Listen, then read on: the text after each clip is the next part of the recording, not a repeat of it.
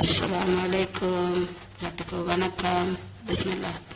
வாங்க, இன்னைக்கு நான் மட்டன் பிரியாணி செய்கிறதுக்கு மட்டன் 2.5 கிலோ மட்டன் இருக்கு. அதுக்கு தேவையானது மட்டனை நான் மஞ்சத்தூள் போட்டு கழுகி வச்சிருக்கிறேன் நல்லா. அப்புறம் தேவையான பொருள் நல்லா ஒரு 50 கிராம் இஞ்சி, ஒரு 2 கை பூண்டு பொருள் எடுத்து வச்சிருக்கிறேன். அப்புறம் இங்கே 3/4 கிலோ வெங்காயம் எடுத்து வச்சிருக்கிறேன். இங்கே 1/2 கிலோ தக்காளி. அதுக்கு புதினா நல்லா 2 கைப்பிடி புதினா, கொத்தமல்லி தழை, பச்சை மிளகாய் எங்கள் வீட்டில் அவ்வளோ யாரும் இது இல்லை, அதனால அந்த ஸ்மெல்லு வாசனைக்காக போடுறதுக்கு பச்சை மிளகாய் ஒரு எலுமிச்சம்பழம் எடுத்து வச்சிருக்கேன். பிரியாணி மசாலா இதே மாதிரி நீங்கள் வீட்டில் செஞ்சு பாருங்கள், செம்மையாக இருக்கும். நான் சொல்கிற ஐட்டம்ஸ் எல்லாம் போட்டிங்கன்னா இங்கே பாருங்க. இது வரமல்லி 2 கைப்பிடி எடுத்திருக்கிறேன். ஒரு 10-15 வரமிளகாய் எடுத்திருக்கிறேன். நல்லா 2 டீஸ்பூன் பெருஞ்சீரகம். இது பட்டை கொஞ்சம், கிராம்பு ஒரு 10 எடுத்திருக்கிறேன். இது கடல் பாசி கொஞ்சோண்டு, 3 அன்னாச்சி பூவு, 4 இது பச்சை ஏலக்காயில் கருப்பு ஏலக்காயில் ஒரு 4 பீஸ் எடுத்துருக்கிறேன். இங்கே ஜீரகம் 1.5 டீஸ்பூன் எடுத்து வச்சுருக்கேன். 1/4 டீஸ்பூன் வெந்தயம், ஒரு 2 பிஞ்சு கடுகு, அப்புறம் மிளகு, நமக்கு காரத்துக்கு தேவையான மிளகு எடுத்து வச்சுருக்கோம். ஏன்னா வரமிளகு கம்மியாக தான் போடுவோம், அதனால மிளகு. இது 4-5 பிரிஞ்சி இலைன்னுவாங்க, அதை எடுத்து வச்சிருக்கிறேன். இதை எல்லாமே வானலில் போட்டு எண்ணெய் இல்லாமல் ட்ரையாகவே வறுத்து எடுத்து பொடி பண்ணி வச்சுக்கணும். பொடி பண்ணி வச்சுக்கிட்டு மட்டனை நல்லா வேக போட்டு ஒரு 4 விசில் விட்டால் போதும். மட்டன் பஞ்சாக போயிடும். அதுக்கப்புறம் நான் காமிக்கிறேன் வாங்க. இனி மசாலா வறுக்க போகிறேன். இங்கே பாருங்க, நான் கறியை வேக போடுறதுக்கு கொஞ்சம் மஞ்சத்தூள், 2 வரமிளகாய், கொஞ்சோண்டு இஞ்சி பூண்டு, கொஞ்சம் உப்பு தேவையான அளவு போட்டு இங்கே வேக வைக்கிறேன். இந்த வரமிளகாய் எதுக்கு போடுறோன்னா பிரியாணி செம்ம டேஸ்டாக இருக்கும். இந்த வரமிளகாய் ருசி. அதனால நீங்கள் எப்போ பிரியாணி ஆக்கிறது இருந்தாலும் 2 வரமிளகாய் அந்த கறியிலே போட்டுருங்க. மஞ்சத்தூள், உப்பு, வரமிளகாய் 1-2, கொஞ்சம் பூண்டு பேஸ்ட்டு. இது உங்களுக்கு காமிச்சது தான். இப்படின்னு சொல்கிறேன். பிரியாணிக்கு தேவையான மசாலா இங்கே பாருங்க. 2.5 கிலோ மட்டனுக்கு 2 கைப்பிடி அளவுக்கு வெந்தயம் எடுத்துருக்குறேன். ஒரு 10-15 வரமிளகாய், 1.5 டீஸ்பூன் பெருஞ்சீரகம், கொஞ்சமாக பட்டை, ஒரு 10 கிராம்பு, இது அன்னாச்சி பூ உங்களுக்கு தெரியும், இது கடல் பாசி, இது ஜீரகம் 1.5 டீஸ்பூன், 4 ஏலக்காய், பெரிய ஏலக்காய், அப்புறம் இது பிரியாணி இலைன்னுவாங்க. அப்புறம் கொஞ்சமாக 1/4 டீஸ்பூன் வெந்தயம், ஒரு 2 பிஞ்சு கடுகு, 2 டீஸ்பூன் மிளகு சேர்த்துருக்கிறேன். இதுக்கு தேவையானது இதுதான். சும்மா பிரியாணி அவ்வளோ டேஸ்டாக இருக்கும். இதை ஹைதராபாதி பிரியாணின்னுவாங்க. வாங்க இனி பாருங்க, தவா காஞ்சிருச்சு. இதை தனித்தனியாக போடணும்னு இது இல்லை, எல்லாத்தையும் ஒன்றாவே வறுக்க போகிறேன். ட்ரையாக வறுத்து எடுத்துட்டு காமிக்கிறேன். இந்த மட்டன் வேக போட்டிருக்கிறேன். இதெல்லாம் நான் ட்ரையாக வறுத்துட்டேன். எண்ணெய் போடாமல் அப்படியே எல்லாத்தையும் ஒன்றா சேர்ந்து வறுத்துட்டு அதில் 2 அரிசி போட்டிருக்கிறேன், பச்சரிசி. நீங்கள் இந்த பிரியாணி மசாலா செஞ்சு சாப்பிட்டு பாருங்கள், செம்மையாக இருக்கும். இங்கே தாளிக்கிறதுக்கு பாத்திரம் வச்சுட்டேன். இங்கே கறி வேக போட்டிருக்கிறேன். வாங்க, நான் வெங்காயம் போட்டுட்டு கேமராவை பார்க்குறேன். கேமரா ஆன்ல இல்லை. வெங்காயம் நல்லா கண்ணாடி பதம் வரணும், சிகப்பாகக்கூடாது. கண்ணாடி பதம் வந்தால் தான் அந்த சாப்பாடு எடுத்துக்கணும். நான் இதை கண்ணாடி பதம் வந்ததை பாருங்கள். பாருங்க, வெங்காயம் நல்லா கண்ணாடி பதம், இதுதான் கண்ணாடி பதம்ன்றது. இந்த கண்ணாடி பதம் வர விட்டு இதில் நான் தக்காளி போட போகிறேன். தக்காளி போட்டுட்டு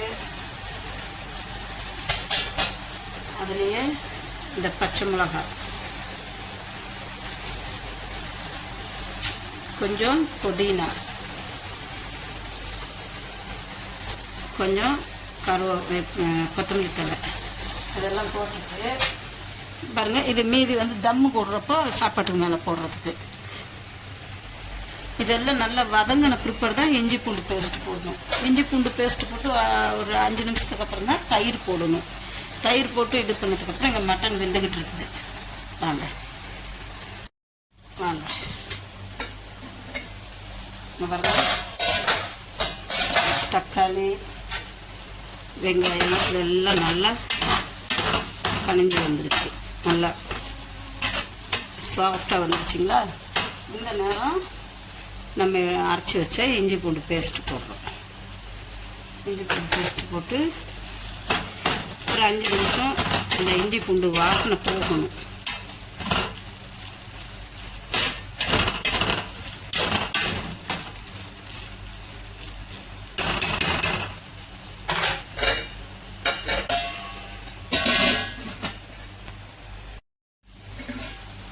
பாருங்க, இஞ்சி பூண்டு பேஸ்ட்டு போட்டு அந்த ஸ்மெல்லெல்லாம் போயிடுச்சு. இப்போ நான் என்ன பண்ண போகிறேன், இதில் தயிர்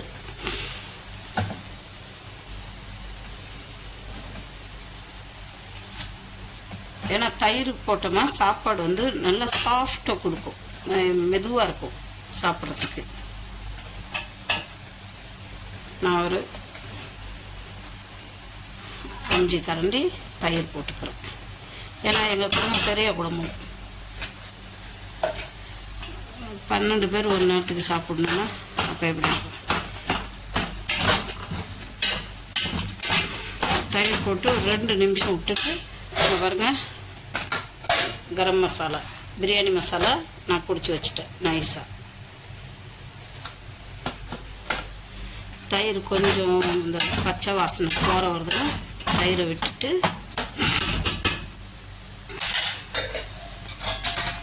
அப்புறமா தான் கரம் மசாலா போடணும்.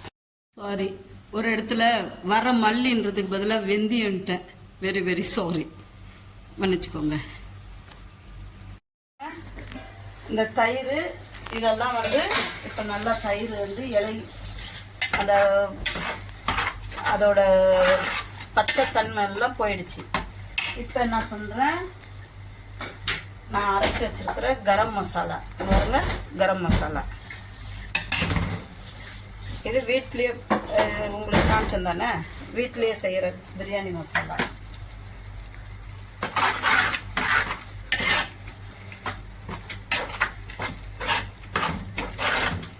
ஏன்னா நம்ம ஆல்ரெடி இதை வறுத்து தான் பொடி பண்ணி வச்சுருக்குறோம். இப்போ நான் இதில் கறி போட போகிறேன்.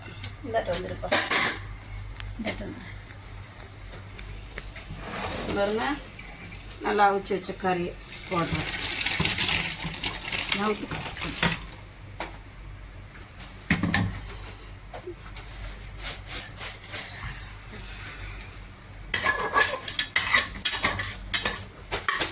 ஏன்னா என்னால் ஒரு ஆளாக கேமரா இது பண்ண முடியாது, அதனால வெயிட் பண்ணிருந்தோம். அந்த இப்போ எல்லாம் மிக்ஸ் பண்ணி விட்டுட்டு இப்போ உப்பு பார்க்கணும். உப்பு வந்து ஒரு கல் எக்ஸ்ட்ரா தான் இருக்கணும், ஏன்னா சாப்பாடுக்கெல்லாம் போடுறதுனால ஒரு கல் எக்ஸ்ட்ரா.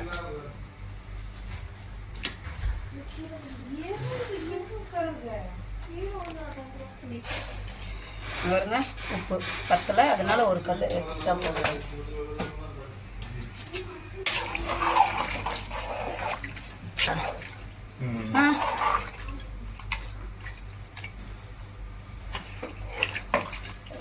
இதில் உப்பு கொஞ்சம் பாரு, இந்த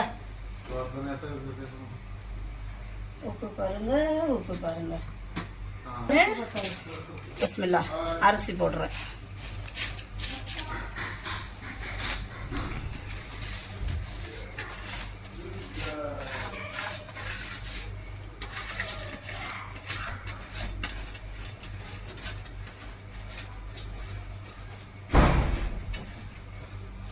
அரிசி போட்டாச்சு.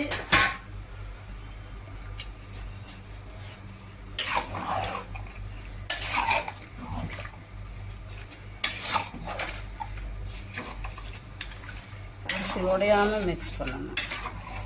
அரிசி நான் 1/2 மணி நேரம் ஊற வச்சுட்டேன். ஏன்னா அரிசி இந்த அரிசி வந்து ஊற வச்சு செஞ்சால் தான் செம்மையாக இருக்கும். இப்போ நான் இதுக்கு எனக்குலாம் அந்த கணக்கெலாம் தெரியாது, அளவு தண்ணி தான் நான்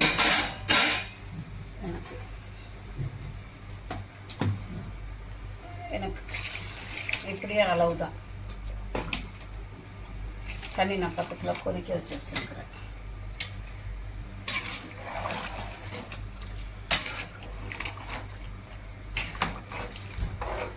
இப்போ ஒரு வாட்டி நீங்கள் உப்பு பார்க்கறதா இருந்தாலும் பார்த்துக்கலாம்.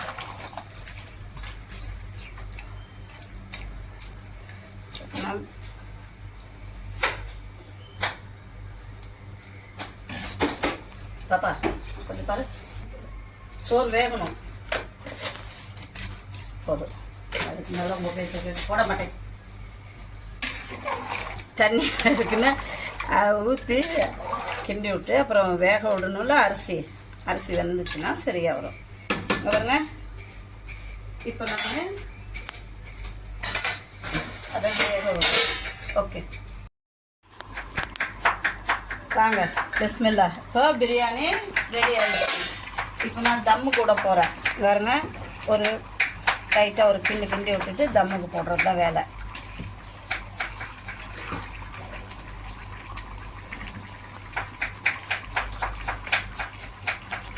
இப்போ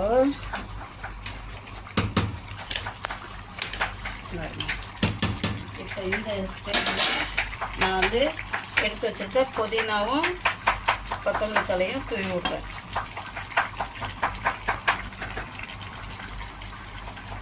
தூவி விட்டுட்டு நல்லா கொஞ்சம் தாராளமாக நெய்யை விடுவோம். நெய் தாராளமாக விட்டு, அதுக்காக இல்லை, சாப்பிட்ற அளவுக்கு இருந்தால் போதும். பாருங்க, இந்த நெய் சூப்பராக இருக்கும்.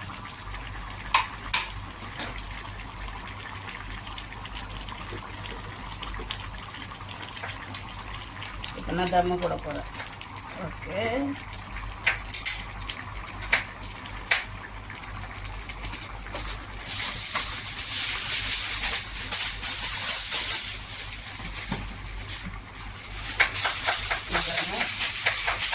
நான் தம்மு போட்டு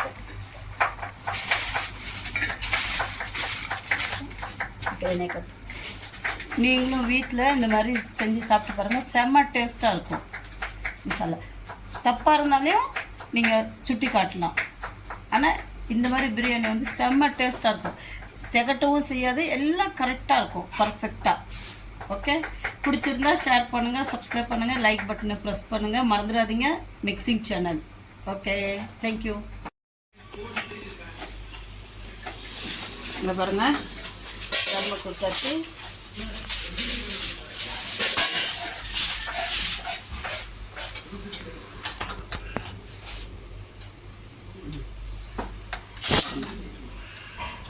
இந்த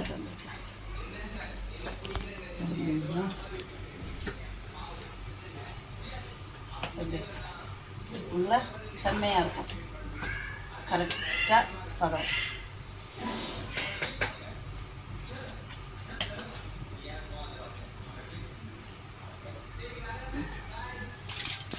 நீங்களும் அது மாதிரி செஞ்சு சாப்பிட்டு பாருங்கள், செம்மையாக இருக்கும். சும்மா கறியெல்லாம் பாருங்களேன், பஞ்சாக இருக்கும். இதே மாதிரி நீங்களும் செஞ்சு சாப்பிட்டு பாருங்கள். Okay, thank you. என்னோடய வீடியோ பார்க்குறவங்களுக்கு எல்லாத்துக்கும் தேங்க்யூ. நன்றி.